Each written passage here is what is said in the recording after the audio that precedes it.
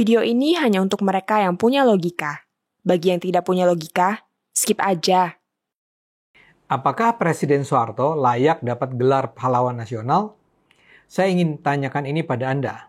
Kalau Anda tidak keberatan, tolong tulis jawaban Anda di kolom komentar. Ini saya tanyakan karena saat ini memang ada upaya serius dari pimpinan MPR untuk menghapus dosa-dosa Soeharto dan bahkan menjadikan dia sebagai pahlawan nasional. Ini terkait dengan manuver Ketua MPR Bambang Susatyo yang tiba-tiba saja melakukan langkah-langkah rehabilitasi sejumlah pimpinan Indonesia di masa lalu. Ada 3 nama orang yang dipulihkan nama baiknya, Presiden Soekarno, Presiden Abdurrahman Wahid, dan Presiden Soeharto. Upaya memulihkan nama Soeharto ini dilakukannya pada sidang paripurna akhir masa jabatan MPR periode 2019-2024 pada 25 September 2024. Pemulihan 2 nama pertama rasanya tidak bermasalah. Tapi kalau rehabilitasi nama Soeharto, apa layak? Rehabilitasi nama Soeharto ini pertama-tama dilakukan dengan merevisi Pasal 4 TAP MPR nomor 11 tahun 1998 tentang korupsi, kolusi, dan nepotisme yang antara lain berbunyi begini. Upaya pemberantasan korupsi, kolusi, dan nepotisme harus dilakukan secara tegas terhadap siapapun juga termasuk mantan Presiden Soeharto. Nama Presiden Soeharto inilah yang kini dihilangkan dari pasal itu. Pasalnya tetap berlaku, tapi nama Presiden Soeharto-nya dihilangkan. Tapi itu baru satu bentuk rehabilitasi. Yang lebih penting adalah Ketua MPR kemudian menyatakan akan mengajukan nama Soeharto sebagai pahlawan nasional.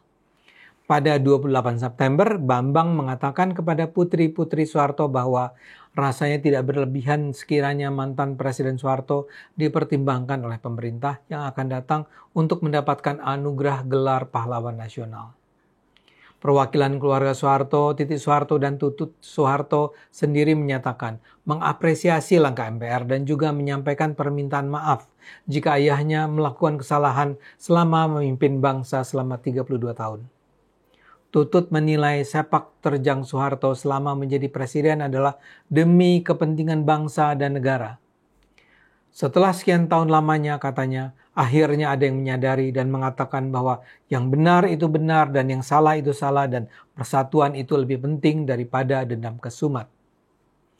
Tutut sudah menyatakan bahwa kita harus bicara benar, mana yang benar dan mana yang salah. Karena itu marilah kita bicara jujur. Tapi sebelum lebih jauh bicara soal Soeharto, dilihat dari tata kerjanya, saya rasa sebenarnya ada yang tidak beres dengan keputusan MPR ini. Apakah keputusan tersebut memang ditetapkan bersama-sama dengan melibatkan para anggota MPR atau dengan hanya melibatkan segelintir pimpinan? Saya perlu ingatkan, anggota MPR itu adalah semua anggota DPR plus semua anggota DPD. Jadi apakah keputusan untuk merehabilitasi nama Soeharto ini dilakukan dengan keputusan bersama DPR plus DPD atau hanya keputusan Bambang dan kawan-kawan saja? Apalagi soal pemberian gelar pahlawan nasional pada Soeharto. Dari apa yang saya tahu, pencabutan nama Soeharto itu tiba-tiba saja termuat dalam surat pimpinan MPR yang kemudian disampaikan dalam pidato Ketua MPR kepada para pimpinan fraksi DPR dan DPRD. Ini semua dilakukan dengan gaya yang serba cepat kilat. Usulan ini mula-mula disampaikan fraksi Golkar dan hanya dalam beberapa hari keputusan MPR sudah dikeluarkan. Ini terkesan sebagai akal-akalan di akhir masa jabatan MPR. Ketika para anggota MPR sudah ingin rehat menjelang berakhirnya masa jabatan mereka, tiba-tiba saja keluar keputusan MPR yang dilakukan tidak melalui keputusan bersama. Para anggota MPR diam-diam saja menerimanya. Karena itu saya ingin mengajak Anda semua untuk juga bicara. Yang paling inti adalah apakah Soeharto layak memperoleh gelar pahlawan nasional. Menurut saya, jujur saja, Presiden Soeharto sama sekali tidak layak jadi pahlawan nasional. Terlalu banyak dosa-dosa Soeharto saat dia menjabat sebagai presiden. 2 kelompok besar kejahatan Orde Baru di bawah Soeharto adalah penindasan HAM dan korupsi. Kita bahkan bisa melacak kejahatannya sampai sebelum dia sepenuhnya berkuasa. Orde Baru antara lain diawali dengan pembantaian PKI. PKI bukan saja dibubarkan atau para pemimpinnya ditangkap. PKI saat itu benar-benar dibantai. Ada banyak versi mengenai berapa jumlah orang PKI yang dibunuh. Sebagian versi menyebut ada lebih dari 1 juta orang dihilangkan nyawanya. Yang mati bukan hanya anggota PKI, tapi orang yang diduga PKI, yang pendukung PKI, anggota keluarga PKI, teman-teman PKI, atau bahkan warga biasa yang sial karena menjadi korban fitnah bahwa dia itu PKI. Dan mereka ini bukan cuma dibunuh, tapi dihabisi hak politik, hak sosial, hak ekonomi, dan hak asasi manusianya. Di masa Orde Baru, semua orang yang terindikasi PKI juga harus mengalami penderitaan luar biasa. Banyak dari mereka diintimidasi, didiskriminasi, dan stigmatisasi seumur hidup. Sebagian harus melarikan diri ke luar negeri, dan bahkan sampai saat ini masih harus hidup di pengasingan. Soeharto berada di belakang dan bertanggung jawab atas tragedi berpuluh-puluh tahun ini. Tentu saja yang terlibat menghabisi ratusan ribu atau lebih dari 1 juta orang PKI itu juga ratusan atau bahkan ribuan orang. Tapi Soeharto jelas adalah mastermind-nya. Selama memimpin Indonesia setelah Soekarno tumbang, Soeharto menjadi panglima dengan tangan besi. Ada begitu banyak kejahatan HAM dilakukan. Salah satu yang sangat terkenal adalah peristiwa Tanjung Priok pada 12 September 1984. Pemerintah Soeharto ketika itu menurunkan pasukan untuk mengatasi gerakan masyarakat yang mengkritik pemerintah. Sedikitnya 9 orang tewas terbakar dalam kerusuhan tersebut dan 24 orang tewas oleh tindakan aparat. Ada pula tragedi Talang Sari 1989 yang terjadi pada 7 Februari 1989 di Dusun Talang Sari 3, Lampung Tengah. Tentara kembali diturunkan untuk melawan masyarakat yang menolak penerapan asas tunggal Pancasila. Komnas HAM mencatat tragedi Talang Sari menelan 130 orang terbunuh. Lalu ada pula tragedi Rumah Gedong, yakni tragedi penyiksaan terhadap masyarakat Aceh yang dilakukan oleh aparat TNI selama masa konflik Aceh 1989 sampai 1998. Tragedi ini terjadi di sebuah rumah tradisional Aceh yang dijadikan sebagai markas TNI di Kabupaten Pidi. Selain itu, pada tahun 1983 sampai 1985, Orde Baru menjalankan operasi rahasia penembakan misterius atau disingkat Petrus. Operasi ini menangkap dan membunuh individu-individu yang dianggap mengganggu keamanan dan ketertiban masyarakat, terutama di Jakarta dan Jawa Tengah.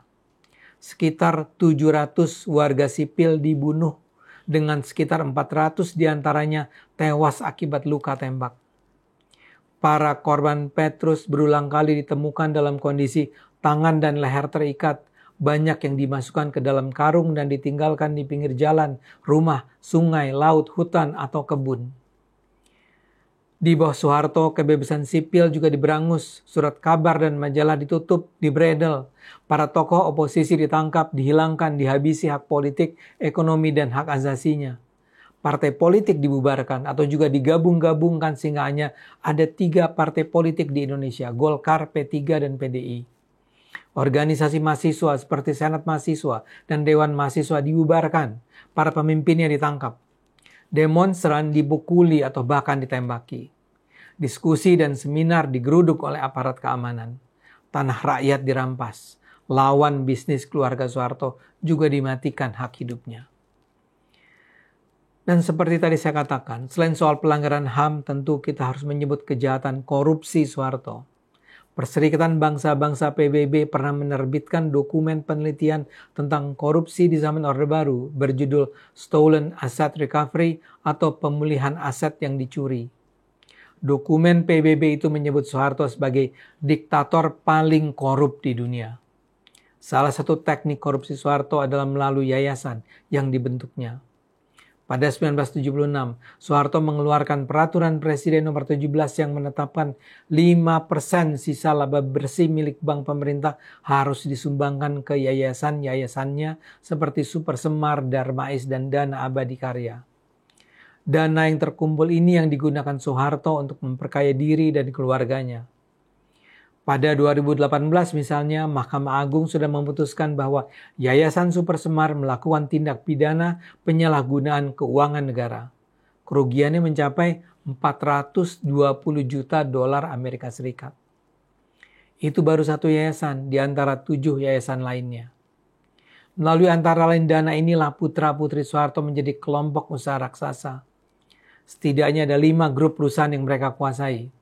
Pertama, PT Bimantara Citra milik Bambang Trihatmojo. Bimantara bisa disebut sebagai salah satu konglomerat terbesar di Indonesia. Bisnis Bimantara menyebar sangat luas dari bidang teknik, kontraktor, pertambangan, pabrik mobil, pabrik petrokimia, transportasi udara, keuangan, perdagangan buah, perkapalan, dan juga stasiun televisi. Kedua, PT Kreasindo Resources juga milik Bambang Tri. Perusahaan ini bergerak dalam bidang energi. Ketiga, PT Citra Lamtoro Gung Persada yang dimiliki Mbak Tutut. Citra Lamtoro menggarap pembangunan dan pengelolaan jalan tol, pertanian, konstruksi, perdagangan, hingga kerajinan tangan. Keempat, PT Humpus yang dimiliki Tommy. Bisnisnya mencakup properti, konstruksi, transportasi, pengeboran minyak dan gas, minyak tanah dan solar, kilang minyak, eksplorasi minyak. Kelima, PT Berkarya Makmur Sejahtera juga milik Tommy. Bisnisnya terfokus pada pembangunan rumah murah. Keenam, Manggala Krida Yuda yang dimiliki Mami. Bisnisnya terpusat di bidang pertanian.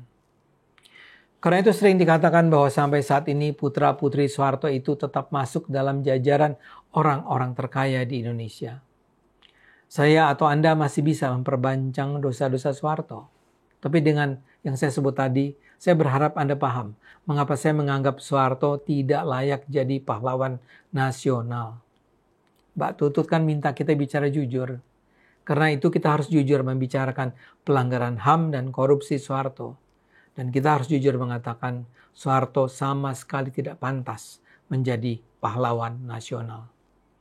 Ayo gunakan akal sehat, karena hanya kalau kita gunakan akal sehat, Indonesia akan selamat.